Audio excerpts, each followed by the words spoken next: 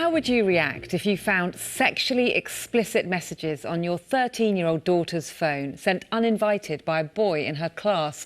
One mum from Berkshire was so horrified she contacted the school, only for the incident to be dismissed. Yet a climate of sexual harassment and so-called rape culture is rife across our schools, as revealed by the Everyone's Invited website, which aims to expose and eradicate it. Now, a team of former police officers in Dorset are urging schools to run specialist courses for boys as well as girls. Our Home Affairs correspondent Nikki Mitchell has this special report. Sure.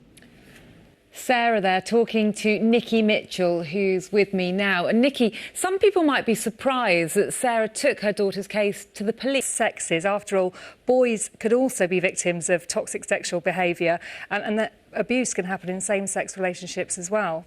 Nikki, thank you very much. The Chief Constable of Wiltshire Police, Keir Pritchard, has welcomed the news that charges will be brought against a third man identified as being involved in the Salisbury Novichok poisonings. Security.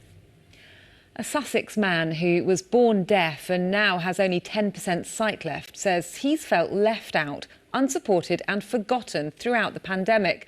James Dawson from West Sussex has Usher syndrome and is calling for disabled people's experiences to be heard at next year's COVID inquiry.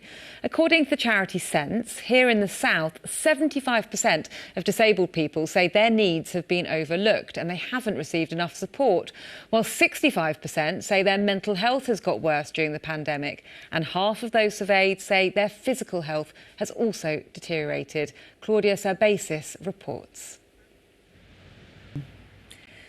Now, a question for our female viewers, and maybe some men too. When was the last time you went out without any makeup?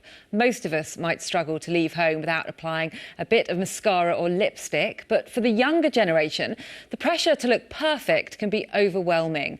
So one woman from Surrey decided to challenge the modern view of beauty by taking part in a contest wearing no makeup at all. Michelle Cross has the story. At this point. Well done, Elle. And there's so much more time in the day if you don't put makeup on. There you go. Take your word for it. Now, you've been cycling. Normally, when you think about cycling events, you think about men in lycra. Yeah. But this isn't that, is it? Comes round every single year, which is fantastic. Never been more important. Obviously, with COVID and the support of volunteers and coaches, so crucial. So get in touch. Tell us about it. Please do. So many people doing great things out there. Thank you very much, Lewis.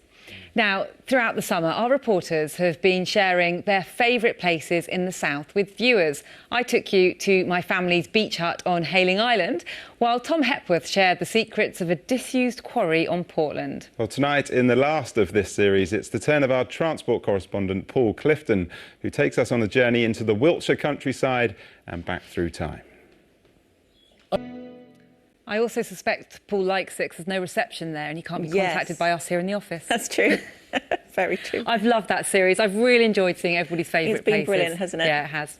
I like watching you running as well in your piece. Thank you very much. Yes. How's the weather looking for the rest of the week, Alexis? Looking fairly settled. Gardeners and growers wanting that rain. It hasn't rained quite heavily for a long time. Let's take a look. Looks pretty good. Thank you, Alexis. Well, tomorrow we're at a school in Dorchester where the children are growing their own produce and taking it to market. The late news is on at 10:25, but that's it from us this evening. Thanks for watching. Bye-bye. Good night.